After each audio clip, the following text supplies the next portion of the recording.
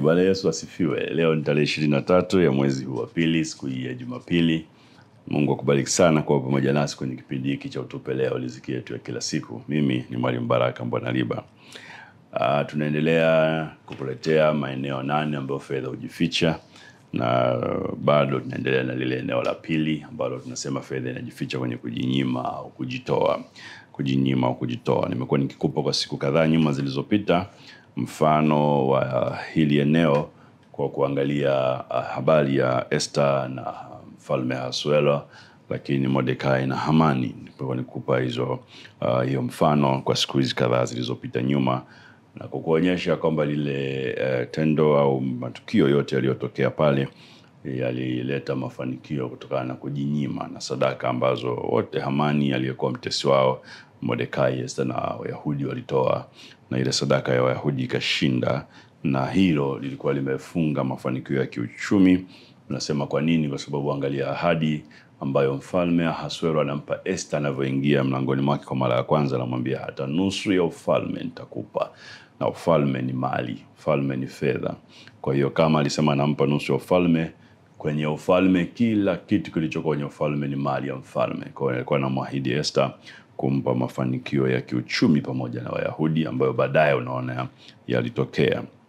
Leo nataka nipanue eneo hili tena, lakini kwa kusisitiza ya kwamba ili ufanikiwe kiuchumi, mambo kadhaa yanahitaji kutokea, ikiwemo kujitoa wewe mwenyewe kama sadaka, kujitoa au kujinyima au kujinyima. Na huko kujinyima kwako kunakuwa ni sadaka ambayo inakusaidia ufanikiwe kiuchumi. Hii ni muhimu sana. Kila mradi, kila biashara unayofanya, usifanye ukawapa tu watu au kutegemea watu wengine wafanye.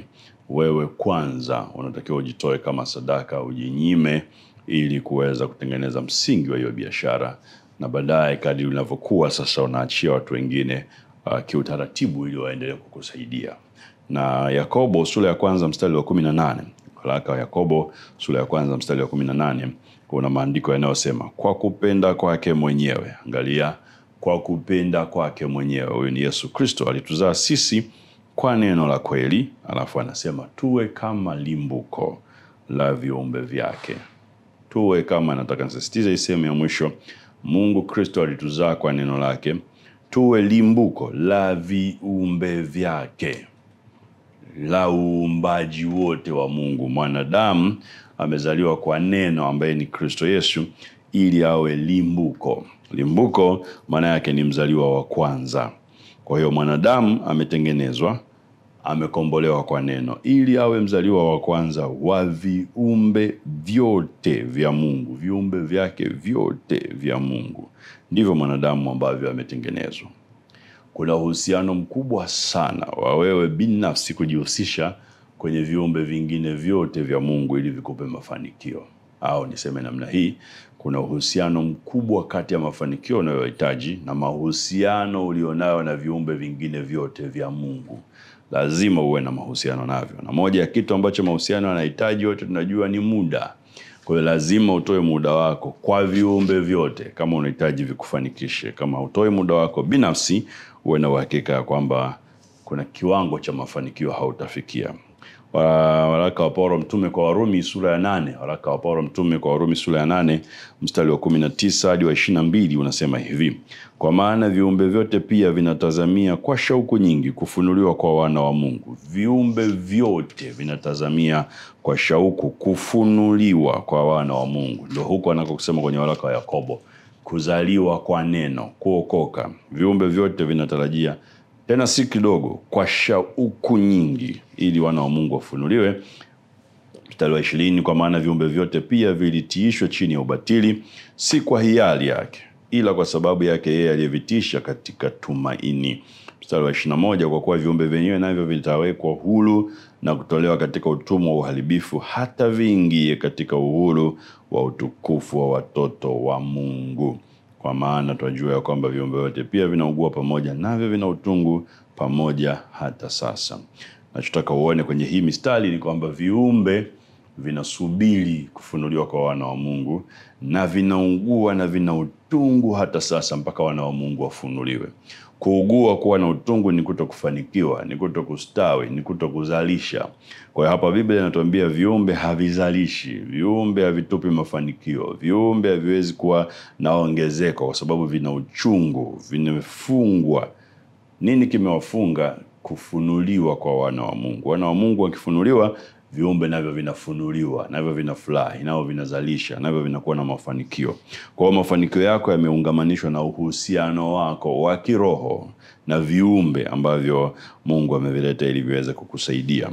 Na hapa kuna mambo kama mawili makubwa nataka uone. Jambo la kwanza ni kwamba kila aliyeokoka anakuwa mzaliwa wa kwanza au limbuko la viumbe vyote duniani. Ukiokoka, wewe unakuwa ni mzaliwa wa kwanza, unakuwa ni limbuko la viumbe vyote duniani. Jambo la pili, kuwa mzaliwa wa kwanza au limbuko kuna maana kadha kibiblia. Maana kadha wa kadha, nikupe kama maana 4 haraka haraka ambazo unaziona. Ukisema wewe ni limbuko, wewe ni mzaliwa wa kwanza, mambo kama 4 yanatokea kiroho. Jambo la kwanza, maana yake bila wewe viumbe vingine havipo.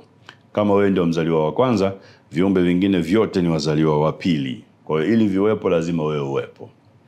Kwa hiyo viumbe unavyotaka vikufanikishe haviwezi kukufanikisha kiroho kwa sababu lazima wewe mzaliwa wao wa kwanza. Ndio maana ni muhimu sana kuokoka, kuzaliwa kwa neno, sababu vinatazamia, vinakusubiria uzaliwe kwa neno ili navyo viweze kuzaliwa kwa neno kama mzaliwa wa pili, viweze kukupa mafanikio ya kiuchumi unayohitaji.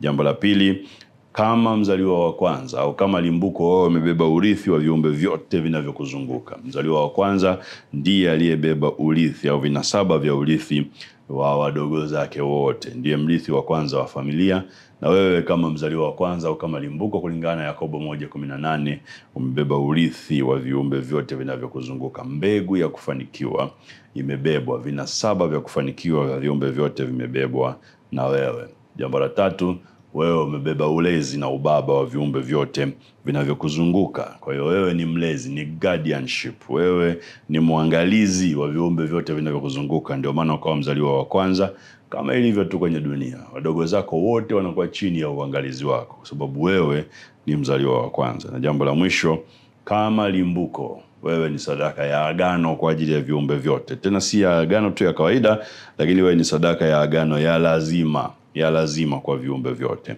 Na hapa ndipo nilipotaka tufike. Kama tulivyosema, ili uweze kufanikiwa kiuchumi lazima ujue kwamba wewe ni sadaka ya agano kwa viumbe vyote. Ya agano maana yake ni ya lazima.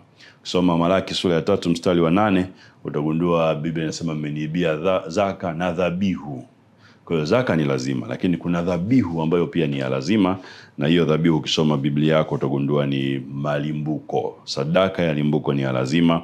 Na Biblia inasema kwenye Ezekiel 44:30, Ezekiel 44:30 ya kwamba kazi ya limbuko ni kukalisha baraka juu ya nyumba yako. Kazi ya limbuko ni kukalisha baraka juu ya nyumba yako. Kwa hiyo wewe ni sadaka ya lazima kulingana na Malaki 3:8, lakini pia kwa nini ni ya lazima? Kwa sababu kazi yako ni kukalisha baraka juu ya nyumba yako. Maana yake wewe unavyojitoa sadaka ya kiagano, unasababisha baraka ikae na iongezeke kwenye kila unachokifanya. Na hii ni jambo la msingi sana. Kwa hiyo kujitoa au kujinyima wewe mwenyewe kama sadaka, unakuwa ni limbuko kulingana na Biblia. Na kama ukiwa ni limbuko, wewe ni sadaka ya lazima na unakalisha baraka kwenye kila kiumbe kinachokuzunguka. Nawaambia watu mara nyingi ya kwamba hauwezi kuwa na mafanikio kwenye ufugaji kama haujitoi sadaka kwenye hiyo mifugo. Na ujitoaje sadaka? Utaniuliza, usafishe hilo banda. Usafishe banda, hakikisha ni safi, hakikisha wanyama wako wamekula. Kama ni wa kufugwa wa kisasa, unajua kuna kukutia majani, kuna kuwahudumia, kuna kuangalia. Hiyo ni sadaka yako ambayo unajitoa kwa ajili ya kuwahudumia. Fikiria unahudumia ng'ombe, hiyo ni sadaka ili baadaye waje wakupe mafanikio. Unahudumia mbuzi, hiyo ni sadaka kwa sababu lazima ufanyie banda, uhakikishe wako kwenye mazingira ya usafi, wasio na magonjwa ili waweze kukupa mafanikio. Unafanya kilimo, sharti ujitoe, uwe na muda wa kwenda shamba, usimamie binafsi hilo shamba lako na kujua maendeleo yanaendaje. Lazima ujitoe, na kujitoa kwetu sisi wa uchumi Maana yake kuna opportunity cost, kuna gharama nyingine ambazo zitaingia na lazima uziache. Kwa hiyo kuna vitu ambavyo unaviacha ili uende shamba, kuna vitu ambavyo utaviacha ili uende kwenye mifugo, kuna vitu ambavyo utaviacha ili uende kwenye huduma. Hiyo ni sadaka ya kujitoa mwenyewe ambayo unahitajika kuitoa ili uweze kufanikiwa kiuchumi. Ushauri wangu kwako, acha kujifanya bosi kabla haujawa bosi. Watu wengi wanataka kujifanya wakubwa kabla hawajawa wakubwa. Hiyo biashara yako ikiwa ndogo, huo ndio muda wa wewe kuamka alfajiri na mapema kwenda kwenye hiyo biashara. Simamia mauzo mwenyewe. Angalia changamoto gani zipo, zitatue. Angalia mauzo yanavyoenda binafsi wewe mwenyewe, uhakikishe umetatua na umefuatilia changamoto zote. Hata ukimwachia mtu mwingine wakati mwingine hawezi kukudanganya, kwa sababu unajua biashara yako jinsi inavyoenda. Wengi sana tumeanzisha biashara na kuwapa ndugu na watu wengine ambazo hata sisi wenyewe hatuzijui, na matokeo yake zimekufa na hata hatujui zimekufaje. Tumeacha lawama kwa watu. Niko hapa kukuambia ni kwa sababu umeshindwa kujitoa sadaka. Hakikisha una extra time, una muda wa ziada kwenye shughuli ya uchumi ambao unafanya binafsi, kufuatilia na kuhakikisha umejua changamoto ni nini, umeonana na wateja binafsi mwenyewe na kusikiliza changamoto zao na kuzitatua. Hiyo itakupa mafanikio ya kiuchumi. Mungu akubariki sana. Tukutane kesho saa 12 asubuhi kwenye kipindi hiki cha Utupele wa Riziki Yetu ya kila siku. Amen.